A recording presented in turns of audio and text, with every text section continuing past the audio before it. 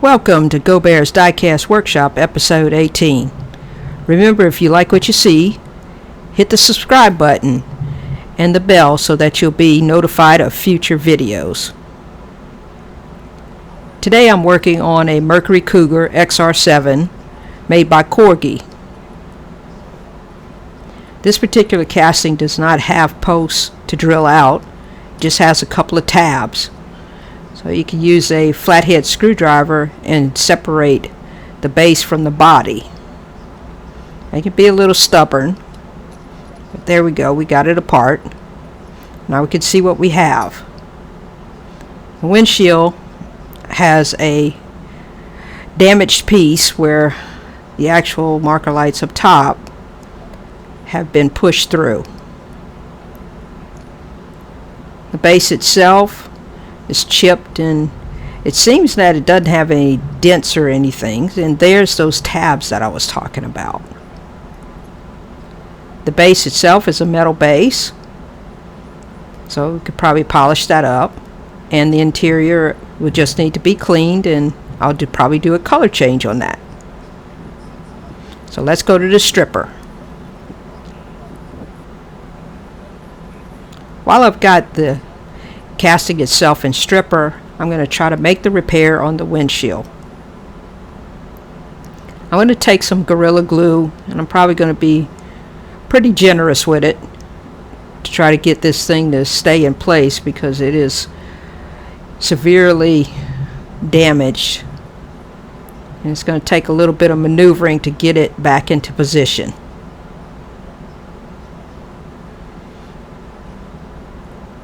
I'll use a toothpick to go ahead and get the glue into the crevices in the cracked areas. You see me there moving it around just to make sure I get it into those crevices so that it'll hold.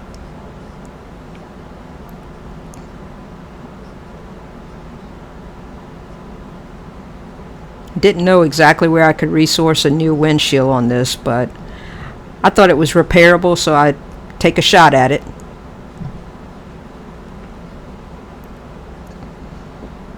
Once I get it where it'll stay in position a little bit, I will go ahead and use some accelerator to speed up the curing process and to definitely hold it in place.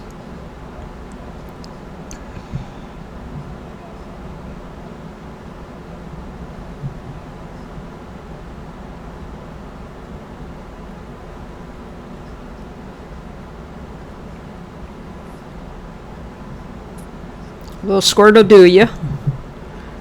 Should hold it right in place.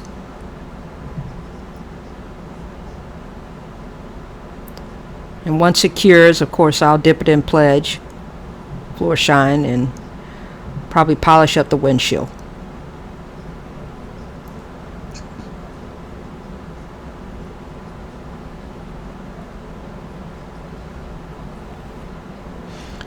Next, let's move on to the base. I'm going to take my Dremel and a wire wheel, and I'm going to go over the entire base, making sure that I get any dirt and grime off of there, along with polishing it. Remove any of the oxidation or anything that may be on the back of it. That's what the wire wheel is used for. The base actually was in pretty good shape. And then I'll probably put some mother's polish on it and buff it up.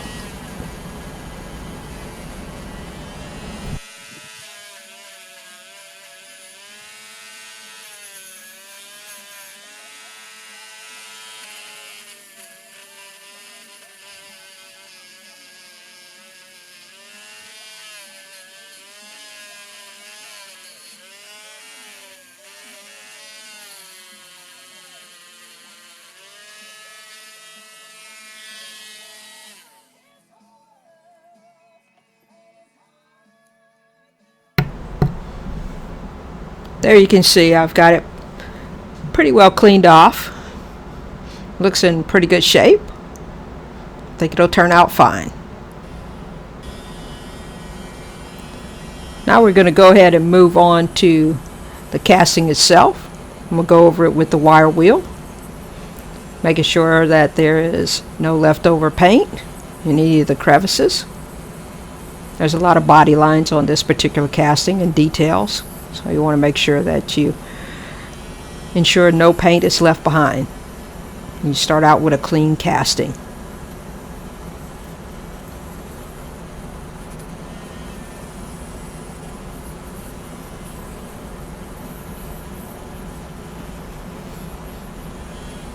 I don't particularly care for this particular wire brush, but I got some, so I'm just going to use them up. I really rather the other kind. To me, it bounces around on me a lot, but I'm not going to waste them. I bought them, so we'll go through them, and I'll know not to buy those again. I suspect that there's uses for them, but when you got a nice flat casting like that, I'd rather use the regular old wire wheel, not that big brush. Now you see me going back over the casting with a 320 grit buffing wheel. I really like those. They seem to work well. I know that some of them wear very quickly. This particular is a Dremel brand, and they last a long time. But I'll go over the entire body with that.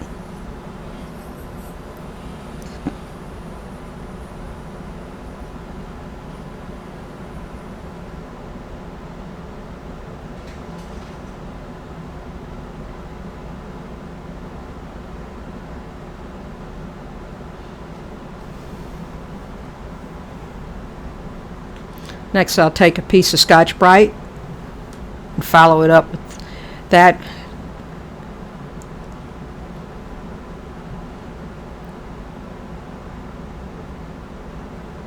As I've said before, the prep is the most crucial thing in restoration or customization. If you have any flaws or any kind of scratches in the casting itself, it will show up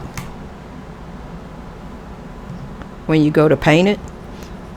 I'm coming back with some 400 grit sandpaper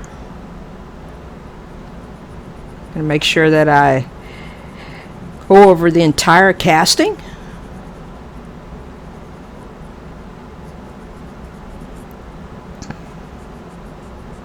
This is critical for primer and paint adhesion.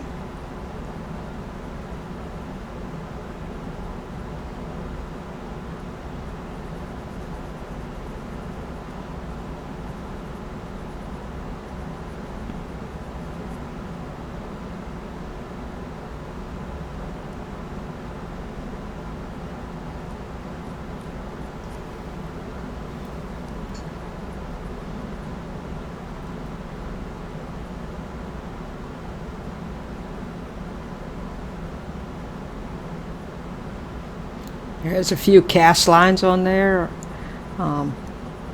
that I will need to take care of.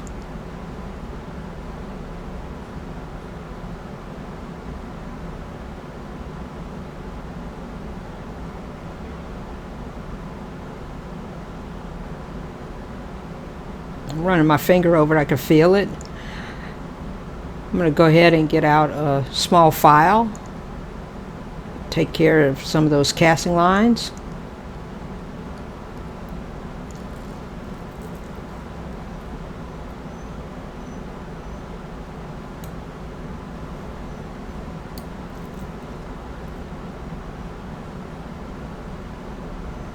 Once I've gone over the entire body and made sure that I have it to my satisfaction, that's when I will move on to cleaning it off, degreasing it, and getting ready for primer and paint.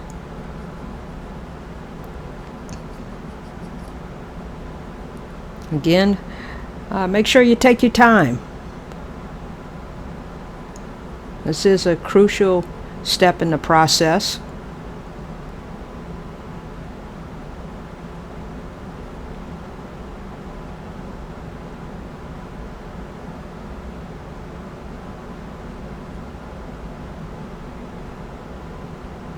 I think it's getting there now. Again, I use my touch to feel where there may be areas that need additional work.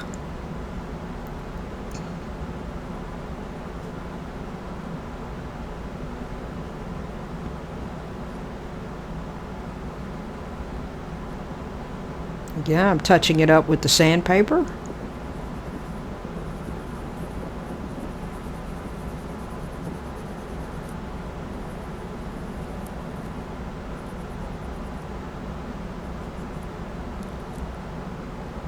That looks much better, much better.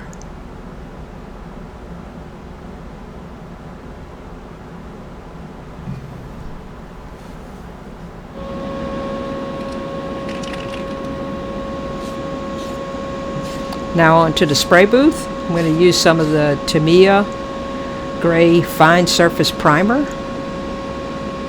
This works great for not covering up details and getting it all thick on the casting itself.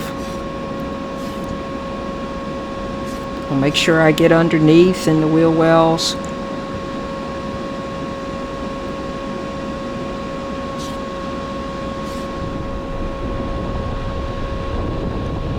A couple of light coats over the entire body does it.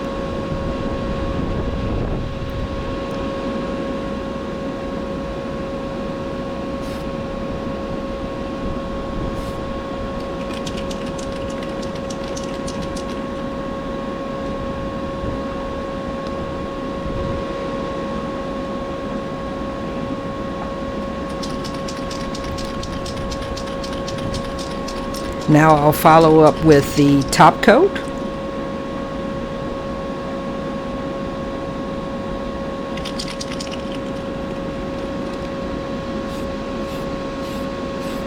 Light coats at front.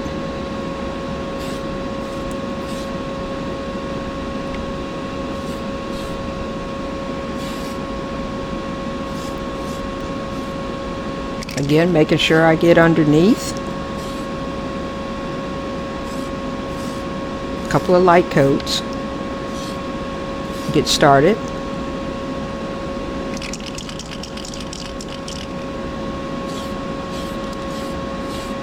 I'll get a little bit heavier with the coats. I want to make sure I avoid any runs or sags.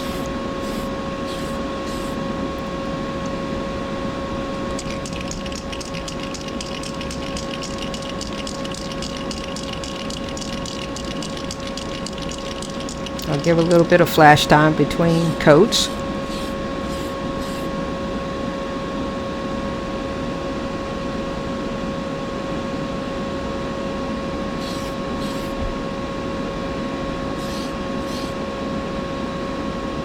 And go once more around the body, and that'll probably do it.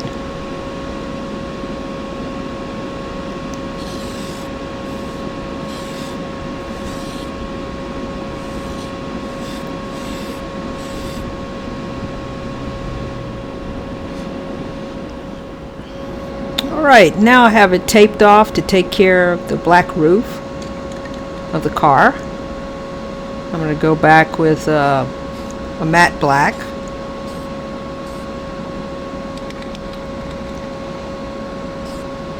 Again, starting out with some light coats at first. But you want to make sure you get good coverage. And as soon as you're done putting on that paint, go ahead and take off that tape. Usually I do it in reverse order of how I put it on.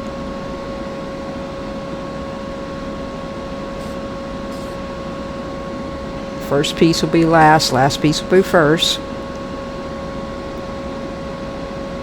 That's looking real good.